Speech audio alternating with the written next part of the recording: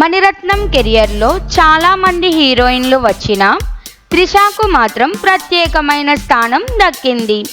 ఆమెను ఒక్కసారి కాదు ఏకంగా హ్యాట్రిక్గా తీసుకున్నారంటే అది చిన్న విషయం కాదు.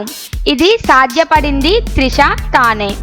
మణిరత్నం తన డ్రీమ్ ప్రాజెక్ట్ అయిన పొన్నియిన్ సెల్వన్ సిరీస్కి త్రిషను ఎంపిక చేసినప్పుడు ఆమె పాత్ర ఇలవర్సి కుందవై ఒక్కసారి కనబడిన ప్రతి సీన్లో మెరిసిపోయింది. 2 భాగాలు బాక్స్ ఆఫీస్ దగ్గర దుమ్ము లేపిన త్రిషకు వచ్చిన ప్రశంసలే వేరేగా నిలిచాయి. ఆమె screen presence, royal elegance, class performance అన్నీ కలిపి మనీసార్ సినిమాలో స్పెషల్గా నిలిచేలా చేశాయి. ఇక ఇప్పుడు కమల్ హాసన్తో కలిసి మణిరత్నం దర్శకత్వంలో థగ్ లైఫ్ అనే మాస్ యాక్షన్ ఫిలింకి త్రిష ఫీమేల్ లీడ్గా ఎంపిక కావడం ఈ కాంబో ఎంతవరకు సెట్ అయిందో చూపుతుంది.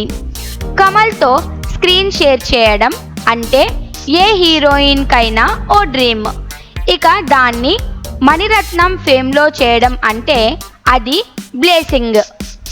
ఈ వరుస 3 సినిమాలతో త్రిష పైన మనీసార్ పెట్టిన నమ్మకం స్పష్టంగా కనిపిస్తోంది. త్రిష సెకండ్ ఇన్నింగ్స్ స్టార్ట్ అయిన టైంలో ఆమెకు బిగ్ బ్రేక్ ఇచ్చినవాడు మణిరత్నమే. ఆ క్రెడిట్ ఆమె ఎప్పటికీ మర్చిపోలేదు.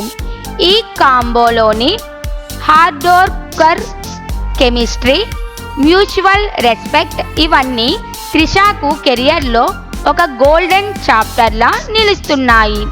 ఇలా వరుసగా మణిరత్నం సినిమాలో నటించిన త్రిష ఒక్కరే మనీసార్ హ్యాట్రిక్ హీరోయిన్గా నిలిచింది.